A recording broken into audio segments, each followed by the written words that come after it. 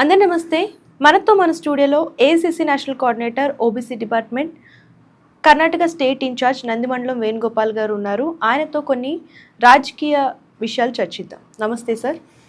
ప్రేక్షకులందరికీ నమస్కారం. సార్, తెలంగాణలో మంత్రుల మార్పులు చేర్పులు జరుగుతాయని చెప్పేసి కొన్ని వార్తలు అయితే వస్తున్నాయి. సో దీని గురించి వివరించండి సార్.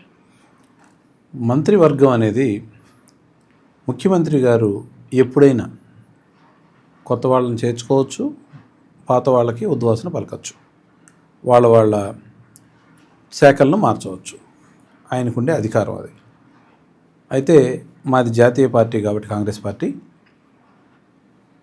ముఖ్యమంత్రి రేవంత్ అన్న ఏమనుకుంటారో దాన్ని ఒకసారి హైకమాండ్తో డిస్కస్ చేసి అప్రూవల్ తీసుకొని ఎప్పుడైనా చేంజ్ చేసుకోవచ్చు. అది రాబోయే ఎలక్షన్స్ వరకు ఈసారి మంత్రివర్గం మార్పులు చేర్పులు నెక్స్ట్ ఎలక్షన్స్ కూడా ఉపయోగపడేటట్టు, నెక్స్ట్ మేమే అధికారంలోకి వచ్చేటట్టు ఎవరు దేనికి ఉపయోగపడతారో ఎలా ఉపయోగపడతారు అనేది చూసుకొని దాన్ని చక్కగా ఎవరికి ఏ శాఖ అయితే బాగుంటుంది, ఎవరు కొత్త వాళ్ళు వస్తే బాగుంటుంది, ఎవరైనా పనిచేయని వాళ్ళు ఉంటే వాళ్ళని తీసేస్తే బాగుంటుంది అనేది ఒక ఆలోచన చేస్తూ దానికి ఖచ్చితంగా ఒక నిర్ణయం తీసుకుంటారు. వేచి చూద్దాం.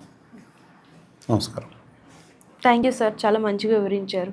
సో చూసారు కదా, ఇలాంటి లేటెస్ట్ న్యూస్ కోసం ఛానల్ ఫాలో అవడం, సబ్స్క్రైబ్ చేయడం మర్చిపోకండి.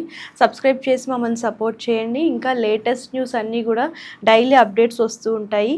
సో మన ఛానల్ని లైక్ చేయడం, సబ్స్క్రైబ్ చేయడం, షేర్ చేయడం మర్చిపోకండి. ధన్యవాదాలు.